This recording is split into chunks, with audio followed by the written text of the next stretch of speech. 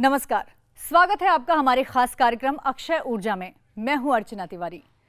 प्राचीन काल से ही हम स्वस्थ और ऊर्जावान रहने के लिए सूर्य की उपासना करते आए हैं और एक बार फिर देश को ऊर्जावान बनाने के लिए हम सूर्य की इसी ऊर्जा पर निर्भर हैं। सूर्य से मिलने वाली अक्षय ऊर्जा साफ है और पर्यावरण के अनुकूल भी है, क्योंकि हमारा देश एक गर्म देश है जहां सूर्य का प्रकाश प्रतिदिन अधिक समय तक और अधिक तीव्रता के साथ रहता है और इसीलिए सौर ऊर्जा में व्यापक संभावनाएं हैं। सरकार ने अगले 7 साल में 1 लाख मेगावाट बिजली उत्पादन का लक्ष्य रखा है और इस लक्ष्य को हासिल करने के साथ ही हम सौर ऊर्जा उत्पादन के मामले में नंबर 1 हो जाएंगे।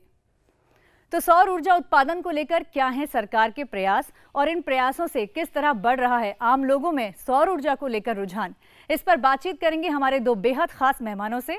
हमारे साथ राकेश कुमार जी हैं जो कि डायरेक्टर हैं solar energy corporation of India के। राकेश जी, आपका बहुत बहुत स्वागत है। साथ ही हमारे साथ मनोज उपाध्याय जी हैं जो कि फाउंडर एंड चेयरमैन हैं Acme solar energy private limited के। मनोज जी, आपका भी बहुत बहुत स्वागत है। तो अपने इन दोनों खास मेहमानों से हम करेंगे चर्चा, लेकिन आइए पहले देख लेते हैं सौर ऊर्जा पर बनी ये छोटी सी कहानी।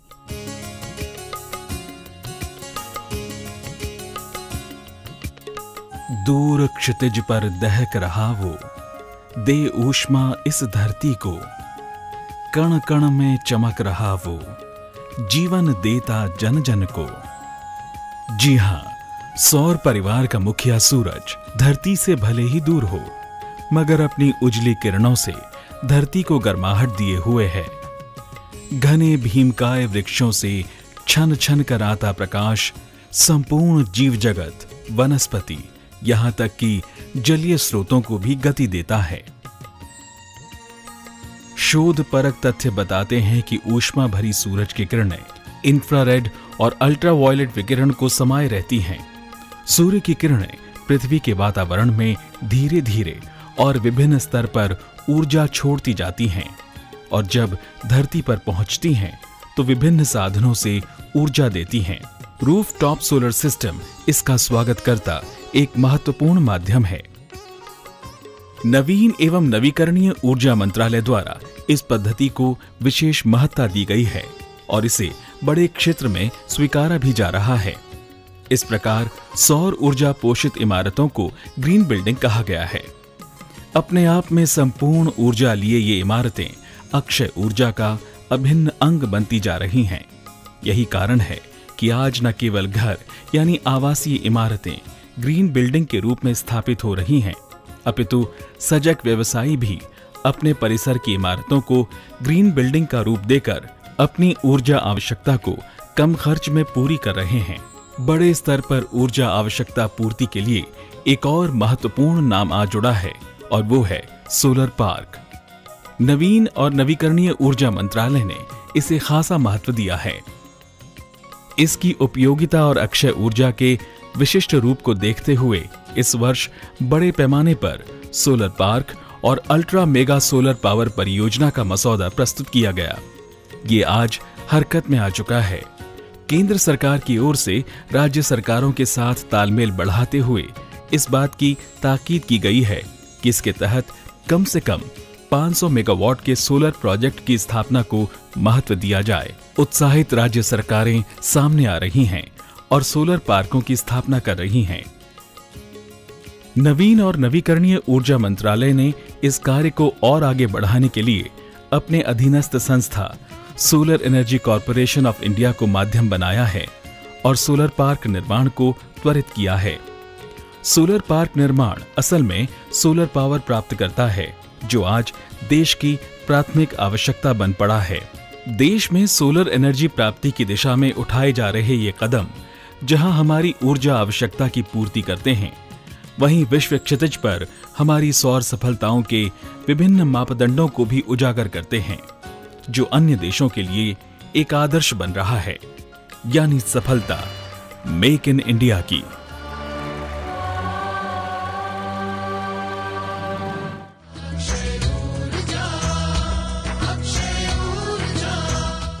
तो सौर ऊर्जा के बारे में इस कहानी के बाद अब वक्त है अपने खास मेहमानों से चर्चा करने का। सर, शुरुआत आपसे करेंगे। मनोज जी, सबसे पहला सवाल ये कि हम जानते हैं कि अक्षय ऊर्जा जो कभी ना खत्म होने वाली ऊर्जा है, लेकिन क्योंकि हमारे देश में जलवायु परिवर्तन भी होते हैं, उसके आधार पर अगर हम देखें तो इसको लेकर क्या संभावनाएं हैं? हमें इसको इस तरीके से देखना चाहिए कि हमारे पास 300 सोलर डेज हैं जिसको हम पूरी कंट्री में एक समान तरीके से मिलते हैं। सो अगर हम सिर्फ नॉर्थ ईस्ट और ईस्टर्न रीजन को छोड़ दें तो ये हमारे पास 300 दिन सोलर तो बिल्कुल मिलता है। हमारे पास कुछ एरिया ऐसे हैं जहाँ पर 300 से ज़्यादा दिन भी मिलता है। सो टेक्निकली ये जलवायु परिवर्तन जो है हमारे एडवांटेज का है। हम चाहें तो अपनी 90% ऊर्जा, दिन की ऊर्जा सोलर से प्राप्त कर सकते हैं। और दूसरी एक चीज़, बिल्कुल जलवायु परिवर्तन का जो यहाँ पर हो रहा है उससे इनफैक्ट टेम्परेचर बढ़ रहा है। टेम्परेचर बढ़ने का मतलब है मोर सन अवेलेबिलिटी। तो इससे आपकी सौर ऊर्जा में और ज़्यादा उत्पादन होने की क्षमता और मतलब संभावनाएं बढ़ रही है। सो अगर एज ए कंट्री हम चाहें कि सोलर ऊर्जा के ऊपर अपने मेन एनर्जी सिक्योरिटी और एनर्जी जनरेशन को कर सकें तो हमें लगता है कि ये बिल्कुल पॉसिबल है। राकेश सर, सरकार का लक्ष्य बहुत बड़ा है, 1 लाख मेगावाट बिजली का उत्पादन अगले 7 सालों में। कैसे इस लक्ष्य को हासिल करेंगे? केंद्र सरकार की अपनी परियोजनाएं हैं जिसको कि आगे बढ़ाया जा रहा है, और राज्य सरकार की भी, बहुत से राज्य सरकारों की भी परियोजनाएं आ रही हैं। हमारे देश में हम लोग ये भी बात कर रहे हैं पब्लिक प्राइवेट पार्टनरशिप की, और गवर्नमेंट टू गवर्नमेंट भी बहुत से ऐसी संभावनाएं हैं कि जिसमें सौर ऊर्जा का उत्पादन हम बहुत बढ़ा सकेंगे। तो ये जो लक्ष्य है ये हासिल करने के लिए मुझे पूरा विश्वास है, और मेरी अपनी company solar energy corporation of India उन अग्रणी संस्थाओं में रहेगी जो कि इस लक्ष्य को हासिल करने में पूरा प्रयासरत रहेगी, और जो हमारे सहयोगी संस्थाएं हैं उनके साथ मिलकर हम लोग ये हासिल कर पाएंगे, और भारत को एक अग्रणी देश के रूप में, सिरमौर के रूप में हम स्थापित कर पाएंगे। मनोज जी, जो सोलर पार्क स्थापित किए जा रहे हैं उनको लेकर के गवर्नमेंट की क्या योजनाएं हैं, कितना सपोर्ट मिल रहा है? एक्चुअली सोलर पार्क को हमें इस तरीके से देखना चाहिए कि इस देश में 3 तरह के लोग हैं जो सोलर में लगा रहे हैं। एक वो लोग हैं जो इस देश के रहने वाले हैं, वो यहाँ की लोकल कंडीशन को जानते हैं, वो लैंड एक्वायर कर लेते हैं, जहाँ ग्रिड से परमिशन लेना होता है वो ले लेते हैं। लेकिन जो फाइनेंशियल इन्वेस्टर है इस देश का है, और जो फाइनेंशियल इन्वेस्टर बाहर का है, अगर उसको यहाँ लाना है, उसको अपने सौर ऊर्जा में इन्वेस्ट कराना है, तो हमें उसको बनाया इंफ्रास्ट्रक्चर देना पड़ेगा। सोलर पार्क उस तरह की एक पहल है। मुझे लगता है ये बहुत बड़ी पहल है गवर्नमेंट की तरफ से। इससे वो सारे इन्वेस्टर आएंगे जिनको बहुत सारी चीज़ों में मतलब उनको ये रहता है कि हम उन्हें ग्राउंड पे चीज़ें तैयार मिलेंगी या नहीं मिलेंगी। तो मुझे लगता है कि ये बहुत अच्छा कदम है। बहुत सारे सोलर पार्क बनाए जा रहे हैं, और इस सोलर पार्क से हम ना कि नॉन कन्वेंशनल इन्वेस्टर को अट्रैक्ट कर पाएँ, बट बाहर के बहुत सारे इन्वेस्टर को अट्रैक्ट कर पाएंगे। एक जो बड़ी समस्या आ रही है वो ये कि राज्यों से ज़मीन लेने में कई बार कुछ अड़चनें आ जाती हैं, तो उससे किस तरह निपट रही है सरकार, और सेकी के क्या प्रयास हैं इसमें? सरकार 25 सोलर पार्क पूरे देश में लगाना चाह रही है, बहुत से राज्यों में, और हमारा लक्ष्य है 20,000 मेगावाट सोलर पार्क के द्वारा लगाने का। इसमें कई मॉडलिटीज़ हैं जिसमें कि हम सहयोग कर सकते हैं राज्य सरकारों के साथ, पर जो सबसे आगे बढ़ रहा है वो है जॉइंट वेंचर, जो सहयोग जो हम लोग आगे बढ़ा सकते हैं। और इसमें सोलर पार्क के लिए जैसे जो हम लोगों ने अभी काम आगे बढ़ाया है उसमें है 3,000 मेगावाट जो हम आंध्र प्रदेश के साथ हमारा ये चल रहा है 2,500 मेगावाट का, और 1,000 मेगावाट तेलंगाना में। कर्नाटका में 2,000 मेगावाट के करीब सोलर पार्क के लिए हमारे जॉइंट वेंचर बन गया है। केरल में 200 मेगावाट लगा रहे हैं। उसी तरह मध्य प्रदेश में 750 मेगावाट की योजनाएं बन रही हैं। उत्तर प्रदेश में 600 मेगावाट की योजना बन रही है। तो और ये सारे जॉइंट वेंचर्स हमारे बन गए हैं। और जहाँ जैसा आपने बताया कि राज्य सरकारों को ज़मीन की बात है, तो आंध्र प्रदेश में हमने 2,000 मेगावाट के लिए 100% ज़मीन का अधिग्रहण कर लिया है, और 500 मेगावाट के लिए तेलंगाना में भी हमारे मतलब कि ज़मीन हम लोगों ने हासिल की है। एमपी में भी ज़मीन मिला है। तो इसमें क्या है कि राज्य सरकारों का सहयोग जो है बहुत अति अनिवार्य है, और वो काफ़ी आगे आ रहे हैं और वो हेल्प कर रहे हैं। हमारी जो मंत्रालय है MNRE, इन्होंने 18 पार्क का ऑलरेडी एडमिनिस्ट्रेटिव अप्रूवल दे दिया है। ये 18 पार्क जो हैं, अगर इन 18 पार्क को लगाया जाए तो करीब 12,000 मेगावाट की जो कैपेसिटी है वो देश में आ सके है। इनफैक्ट ये हमारे लिए बहुत बड़ा अपॉर्चुनिटी है कि उस बैरन लैंड को हम यूटिलाइज कर सकें, सोलर उससे प्रोड्यूस कर सके। इनफैक्ट एक दो तो परियोजनाएं ऐसी चल रही है जिसमें ऊपर सोलर लगाया गया है, जिससे कुछ सोलर के रेडिएशन को रोका जाए, गर्मी को रोकी जाए और नीचे पौधे उगाए जाए। तो इनफैक्ट और बहुत सारी इनोवेशन इस एरिया में हो रहा है। इंस्टॉलेशन का जो खर्चा है वो बहुत ज़्यादा है, उस पर आप क्या कहेंगे, उसे किस तरह कम किया जाएगा? शुरुआत हमने किया 17 रुपये पर किलोवाट आवर से, आज से जस्ट 4 साल पहले। 4 सालों में 17 रुपये से 6.25 साढ़े 6 रुपये में पावर कास्ट आ गई। मोस्ट ऑफ द स्टेट्स में आपको 6.5 से 8 रुपये के आसपास की पावर मिल रही है। अगर कंज्यूमर 6.5 रुपये में अपना पावर जनरेट करने लगे, राइट, तो उसके लिए उससे बढ़िया कोई और बात हो नहीं सकती। जहाँ तक आपने इंस्टॉलेशन की सवाल पूछा है, इंस्टॉलेशन का कास्ट तब होता है जब हम किसी प्रोफेशनल इंजीनियर को हायर करें, क्योंकि ये इतना छोटा इक्विपमेंट होता है, राइट, जिसको अगर हम किसी को बाहर से बुलाएंगे तो उसकी आने जाने और उसके ऐड करके अगर आप कास्ट करेंगे तो थोड़ा ज़्यादा हो जाता है। इनफैक्ट अब तो ऐसी परियोजनाएं शुरू हो रही हैं कि IITI में लोगों को ट्रेनिंग दिया जा रहा है, जिससे बाहर से इंजीनियर भेजने के बजाय लोग इंस्टॉलेशन वाले आइटम खुद खरीद लें और खुद इंस्टॉल कर लें। और जहाँ तक सोलर पैनल और इन्वर्टर और बाकी चीज़ों का सवाल है, ये हमें लगता है आपको कुछ दिन में दुकानों में एज ए स्टैंडर्ड आइटम, जैसे आप टीवी खरीदते हैं, जैसे आप फ़ोन खरीदते हैं, वैसे ही मिल जाएगा। आम जो उपभोक्ता हैं जो अपने घर में इंस्टॉल करना चाहते हैं, उन्हें कहीं ना कहीं यही वो जानना चाहते हैं कि कहाँ से इसको हासिल करें, किस तरह इंस्टॉल करें। हम लोगों ने रूफटॉप की परियोजनाएँ शुरू की हैं। पिछले 1.5 साल से ये परियोजना चल रही है। 60 मेगावाट के करीब हम लोगों ने ऑलरेडी लॉन्च किया है और काफ़ी अच्छा इसमें उत्साह देखने को मिल रहा है। अब कह लीजिए कि जब रूफटॉप की हम बात करते हैं तो 60 मेगावाट लगता है कि जैसे छोटी ये है कैपेसिटी है, लेकिन 100 किलोवाट से 500 किलोवाट तक के सिस्टम लग रहे हैं। और समझ लीजिए कि अब लगभग 200 बड़े बड़ी बिल्डिंगों पर पूरे देश में 37 शहरों में ये काम चल रहा है। और ये सारी परियोजनाएं जो हैं स्थापित हो गई हैं और कम से कम 15 मेगावाट तो ऑलरेडी जनरेशन हो रहा है और अगले 15 मेगावाट एक आध महीने के अंदर वो भी सब उत्पादन शुरू कर देंगे। अभी जो रूफटॉप का प्रोग्राम है, इसमें फोकस वेंडर्स का ज़्यादातर बड़ी कैपेसिटी पे रह रहा है, क्योंकि इकोनॉमी ऑफ स्केल देखते हैं। पर हम लोगों ने फिर सोचा है कि रेसिडेंशियल सेक्टर जो है वो एक बहुत ऐसा क्षेत्र है जिसमें कि अगर आमूलचूल परिवर्तन हो सकता है, मतलब एक तरह का रिवोल्यूशन आ सकता है इस सेक्टर में। और उसके लिए हमें थोड़ा अपनी नीतियाँ भी थोड़ी ठीक करनी पड़ेंगी और प्रगतिशील नीतियाँ बन भी रही हैं, जैसे नेट मीटरिंग। तो उससे क्या होगा कि जो भी रेसिडेंशियल ये है वो इसको अपने छत पे लगा लेगा, जितनी ऊर्जा वो खुद यूज कर सकता है कर लेगा, और जो सरप्लस ऊर्जा होगी वो ग्रिड में डाल सकता है और उसके लिए भी अच्छे रेट उसको मिल जाएंगे। तो अब क्या होगा कि हर एक घर जो है वो एक ऊर्जा का केंद्र बन सकता है और ये सौर ऊर्जा का केंद्र, और एक सहयोग दे सकता है पूरे इसमें। जहाँ तक इसके कंपोनेंट का सवाल है, तो अभी ये बहुत से वेंडर्स आ गए हैं। अभी पैनल्स बड़ी आसानी से मिल रहे हैं, देश में ही सोलर मॉड्यूल्स का उत्पादन हो रहा है, बाहरी देशों से भी ये मॉड्यूल्स आ रहे हैं। जैसे हम लोगों ने, आपको पता होगा कि solar energy corporation of India ने 750 मेगावाट का एक VGF स्कीम लाया था, वायबिलिटी गैप फंडिंग स्कीम। इसमें 375 मेगावाट था जो डोमेस्टिक कंटेंट के हिसाब से था, कि जो देश में उत्पादन हो रहा है सोलर मॉड्यूल का, उससे वो बिजली बनाई जाएगी। और 350 मेगावाट को ओपन छोड़ा गया था कि कहीं भी विदेश से वो आयात कर सकते हैं मॉड्यूल्स और उसको लगा सकते हैं। और ये पिछले 1-1.5 साल के अंदर हम लोगों ने 565 मेगावाट ऑलरेडी कमीशन हो चुका है, जिसमें से 555 मेगावाट हम लोग अभी ट्रेड कर रहे हैं बिजली। ये सारा उत्पादन हो रहा है और लॉन्ग टर्म इसका कॉन्ट्रैक्ट है, 25 साल के लिए बिजली दी जा रही है इन परियोजनाओं से, और आने वाले दिनों में और भी प्रोजेक्ट्स आएंगे। तो एक तो ये बड़े प्रोजेक्ट जो हैं ये क्रिएट कर रहे हैं, एक कह लीजिए कि सोलर बज क्रिएट कर रहे हैं पूरे देश में।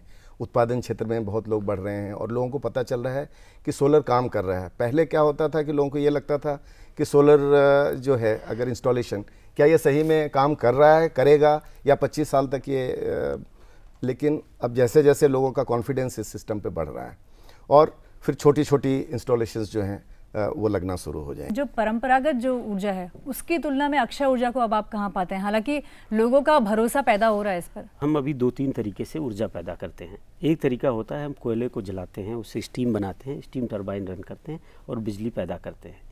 इसको नॉर्मली हम वहाँ पैदा करते हैं जहाँ पर कोल अवेलेबल होता है, या आयातित कोल जहाँ पर होता है वहाँ करते हैं, फिर वहाँ से बिजली ले आते हैं अपने पास। दूसरा तरीका होता है कि गैस जहाँ हमारे पास अवेलेबल है वहाँ गैस बेस्ड टरबाइन लगा के जनरेट करते हैं, बट ये दोनों चीज़ वहाँ होती है जहाँ गैस या कोल होता है। तीसरा एक सोर्स होता है जो डीजल जनरेटर, जो हम सब उसके बारे में जानते हैं। ये 3 सोर्स हैं एनर्जी के। सबसे पहले जब सोलर शुरू हुआ तो पहले उसको गवर्नमेंट की सपोर्ट चाहिए थी, गवर्नमेंट ने उसको सपोर्ट किया। सो सबसे पहले वो कम्पीट करने लगा, राइट, डीजल जनरेटर की पावर से, जो 13 से 14 या 15 रुपए होती है। फिर धीरे धीरे उसकी प्राइस और कम होती गई, फिर वो गैस बेस से कम्पीट करने लगा। आज की सिचुएशन ये है कि वो कोल से भी कम्पीट करने की सिचुएशन में पहुंच गया है। तो ये दिन दूर नहीं है जब आपकी मेजॉरिटी पावर जनरेशन सोलर या रिन्यूएबल से आना शुरू हो जाए। जनरेशन और इवैक्यूएशन, जनरेशन तो हो रहा है पावर का, लेकिन वही इवैक्यूएशन होना भी उतना ही ज़रूरी है। उस दिशा में क्या प्रयास हैं? जैसे सौर ऊर्जा का जो उत्पादन है उसको 15 महीने में हम उसके जनरेशन प्रोजेक्ट को लगा सकते हैं। ट्रांसमिशन इवैक्यूएशन ये लार्ज स्केल प्रोजेक्ट्स के लिए होगा कि ट्रांसमिशन इवैक्यूएशन कराया जाएगा। कई बार ऐसा है कि ट्रांसमिशन इवैक्यूएशन का जो समय है उसको निर्माण करने में वो 24 से 36 महीने तक हो सकता है। तो ये हमें देखना पड़ेगा कि जैसे जैसे हमारे सोलर के जनरेटिंग प्लांट आ रहे हैं, हमें एडवांस प्लानिंग करनी पड़ेगी ट्रांसमिशन की, कि जिससे वो ट्रांसमिशन हमारा अवेलेबल हो बाय द टाइम वो सोलर प्रोजेक्ट्स आते हैं। और इस दिशा में सरकार ने एक बड़ा अच्छा इनिशिएटिव लिया है ग्रीन कॉरिडोर का, जिसमें कि पावर ग्रिड है जो सेंट्रल ट्रांसमिशन यूटिलिटी है और देश की सबसे बड़ी ट्रांसमिशन संस्था है, विश्व के अग्रणी ट्रांसमिशन कंपनियों में उसकी गिनती होती है। तो उनको ये जिम्मेवारी दी गई है कि वो ग्रीन कॉरिडोर का डेवलपमेंट करें। तो न केवल सौर ऊर्जा बल्कि विंड पावर का भी जो इक्वेशन है वो सारी चीज़ें जो हैं प्लान की जा रही हैं और उसके लिए इन्वेस्टमेंट भी आ रहा है और बड़ी जल्दी हम लोग देखेंगे, ग्राउंड पे ये सब रिजल्ट्स देखना शुरू करेंगे। सर, जो सौर ऊर्जा का उत्पादन है वो दूर दराज के क्षेत्रों में भी हो, खासतौर से ग्रामीण इलाकों का विकास हो, इसको लेकर के क्या योजना है? एक होता है ट्रांसफार्मर या सब स्टेशन लेवल का डिस्ट्रीब्यूशन, इसको हम बोलते हैं डिस्ट्रीब्यूटेड जनरेशन। बोलो जहाँ पर कंज्यूमर हो वहीं पर जाके पावर जनरेट करिए। एक हम एग्जांपल देख सकते हैं जो आंध्र प्रदेश सरकार और तेलंगाना की सरकार ने किया है। उन्होंने अपने सारे सब स्टेशन को मैप किया कि कहाँ कहाँ पर हमें कितनी ऊर्जा चाहिए। उन्होंने एक डिस्ट्रिक्ट के अगर 20 एरियाज़ हैं तो उन छोटे छोटे गांव, छोटे छोटे एरिया को ब्लॉक में कन्वर्ट किया और सोलर का जो बिड मंगाया, टेंडर मंगाया उस एरिया में वहाँ सोलर लगाने का। तो इमेजिन करिए कि आपका सोलर उस जाके वो एकदम दूर दराज इलाके में उस गांव के पास में जनरेशन हो रहा है। इमेजिन करिए एक विलेज उसका अपना जनरेशन है, राइट। तो ये एक्चुअली कई राज्य सरकारों ने शुरू कर दिया है कि एक बड़ा लगाने के बजाय वो छोटे छोटे गांव के पास में, तहसील के पास में, ब्लॉक के पास में लगाना शुरू किए हैं।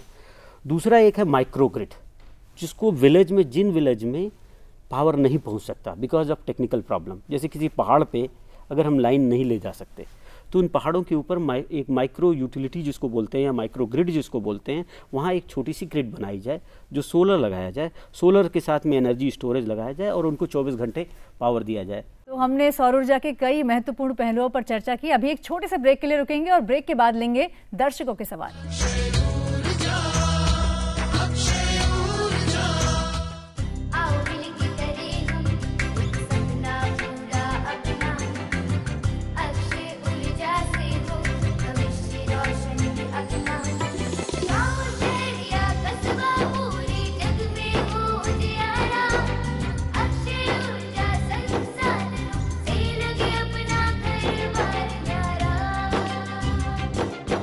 अक्षय ऊर्जा को अपनाएं, देश को स्वच्छ, सुंदर और खुशहाल बनाएं।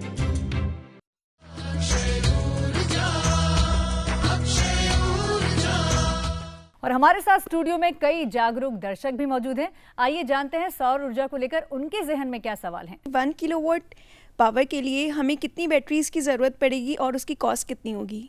1 किलोवाट जो सोलर पैनल होता है एक दिन में 4 से 5 किलोवाट आवर एनर्जी जनरेट करता है। तो आपको 4-5 किलोवाट आवर की बैटरी चाहिए अगर आपको लगानी है। डिफरेंट बैटरी टेक्नोलॉजी है, उनकी डिफरेंट कॉस्ट होती है, राइट। 4-5 किलोवाट आवर की बैटरी का मतलब होगा कि अगर आप नॉर्मल बैटरी लगाती हैं तो उसका 15 से 20 हज़ार रुपये कॉस्ट आता है। लेकिन आजकल एक ऐसी टेक्नोलॉजी आ गई है जो इसका थोड़ा सा कॉस्ट ज़्यादा है, शुरुआत में 50 से 60 हज़ार रुपये, लेकिन उसकी एफिशिएंसी इतनी ज़्यादा है कि आप सोलर पैनल को कम कर सकती हैं कैपेसिटी में, मतलब जो 1 किलोवाट की जगह पे शायद 800 वाट से भी काम चला सकती हैं। दूसरा, उसकी लाइफ 20 से 25 साल है। सो मतलब आप देख लीजिए कि अगर आप दिन में सोलर को यूज करना चाहें, जो साहब बता रहे थे नेट मीटरिंग में, तो हो सकता है आपको बैटरी लगाने की ज़रूरत नहीं है अगर आप दिल्ली में हैं, बिकॉज आप अपने पावर को ग्रिड में स्टोर करिए, राइट। लेकिन अगर आप रात में यूज करना चाहती हैं जिस समय पावर नहीं है, तब आपको 4 से 5 किलोवाट आवर की बैटरी लगानी पड़ेगी। और अक्षय ऊर्जा में यहाँ रुकेंगे एक ब्रेक के लिए, आप कहीं मत जाइएगा, हम जल्द ही लौटते हैं।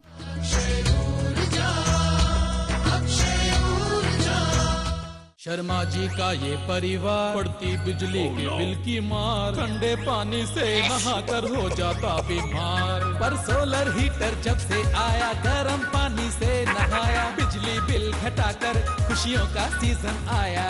है पूरी तरह सुरक्षित, ना पड़ता जेब पे भारी, सोलर हीटर लगवा कर शर्मा जी ने की होशियारी। सोलर वाटर हीटर का प्रयोग आवासीय, होटलों, अस्पतालों और उद्योगों में तेजी से बढ़ा है। आज ही इसे लगाएं और ढेरों फायदे पाएं।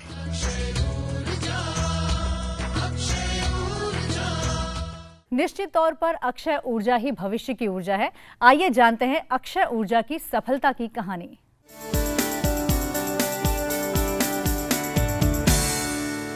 ओम सूर्याय नमः, ओम भास्कराय नमः, ओम हिरण्यगर्भाय नमः।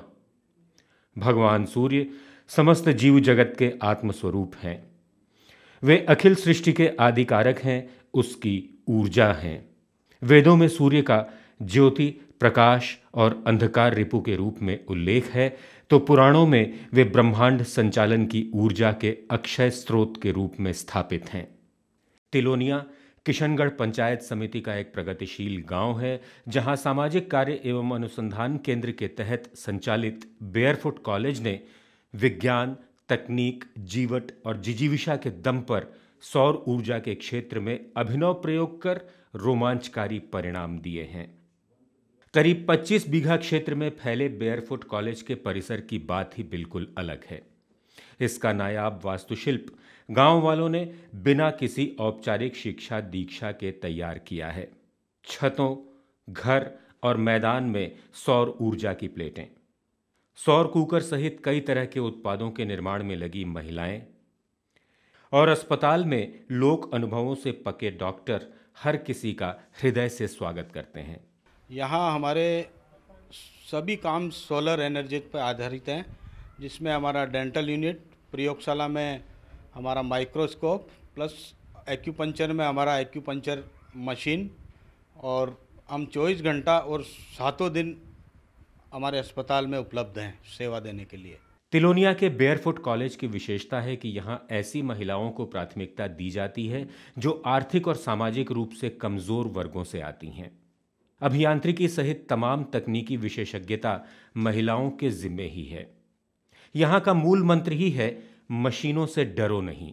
इस परिसर में बिजली नहीं है, या यूं कहिए कि इस परिसर को बिजली की जरूरत ही नहीं है, जबकि बिजली से जुड़े सारे काम होते हैं। यहाँ परिसर में डाकघर भी चलता है, जिसकी रोशनी, पंखे, कंप्यूटर सब धड़ल्ले से दौड़ते हैं।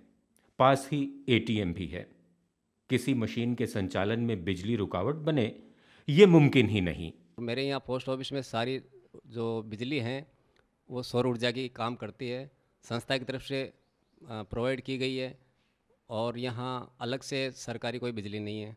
मेरे यहाँ कंप्यूटर और प्रिंटर और 24 घंटे लाइट रहती है। शाहनाज बानो जैसी ज्यादातर महिलाओं ने कभी स्कूल का मुंह नहीं देखा। वे किसी इंजीनियर की तरह यहां सौर ऊर्जा को काबू करना सीख गई हैं। शाहनाज दूसरी महिलाओं के सहयोग से सोलर कुकर बनाती हैं। इस कुकर में उबलने या तलने वाली हर चीज आसानी से पकती है। सूरज की किरणों को नियंत्रित करने वाली ये छतरी सूरज के साथ अपने आप घूमती है। ये सोलर कुकर है, इसका रिफ्लेक्शन यहाँ पे आता है और यहाँ पे 300 डिग्री टेम्परेचर है। इसमें अपन दाल बना सकते हैं, चावल बना सकते हैं, उबलने वाली, तलने वाली सभी चीज़ें बिना गैस से इस्तेमाल कर सकते हैं। सौर ऊर्जा के जितने तरह के उपयोग हो सकते हैं वो सब होते हैं यहाँ। पानी गर्म करने के पैनलों का तो जाल सा बिछा है। ये प्रक्रिया भी नियंत्रित करती है यहाँ की एक महिला ही। यह ठंडा पानी की टंकी है, इसका कनेक्शन है ये टंकी के अंदर और इसको कनेक्शन है पैनल के अंदर, तो इसमें घूम और ये टंकी के अंदर चल जाए गर्म पानी। बेयरफुट कॉलेज का अपना कम्युनिटी रेडियो सेंटर है। इसकी साज सज्जा भी काफ़ी आकर्षक है। स्टूडियो भी बिल्कुल आधुनिक लेकिन अति विशिष्ट। अति विशिष्ट इस मायने में कि इसका निर्माण की वस्तुओं से किया गया है। इस रेडियो सेंटर की पहुंच 20 किलोमीटर की परिधि तक है और इस दायरे में आने वाला हर शख्स इस केंद्र से जुड़ा है। यहाँ के कार्यक्रमों में विविधता तो है ही, श्रोता फोन कर प्रस्तोता से सीधा संवाद कर सकते हैं। बेयरफुट कॉलेज तिलोनिया में आपका हार्दिक स्वागत करती हूँ। इस परिसर में समस्त कार्य सिर्फ सौर ऊर्जा से ही संचालित होता है।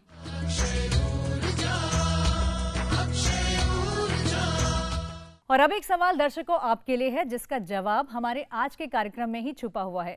सवाल ये है कि आपको ये बताना है कि अभी विश्व का कौन सा ऐसा देश है जो सबसे ज्यादा सौर ऊर्जा का उत्पादन कर रहा है। आप हमारा पता नोट करिए। हमारा पता है अक्षय ऊर्जा, कमरा नंबर 622, दूरदर्शन भवन, टावर बी, कॉपरनिकस मार्ग, मंडी हाउस, नई दिल्ली 110001। दोस्तों, जमाना है सूचना क्रांति का, इसलिए आप हमें ईमेल भी कर सकते हैं। हमारा ईमेल एड्रेस है akshayurja@gmail.com। तो आज हमने अक्षय ऊर्जा के कई महत्वपूर्ण पहलुओं के बारे में जानकारी हासिल की। आप दोनों खास मेहमानों का बहुत बहुत धन्यवाद। तो अक्षय ऊर्जा देखिए हर शनिवार सुबह 8:30 बजे। आज के लिए बस इतना ही। नमस्कार।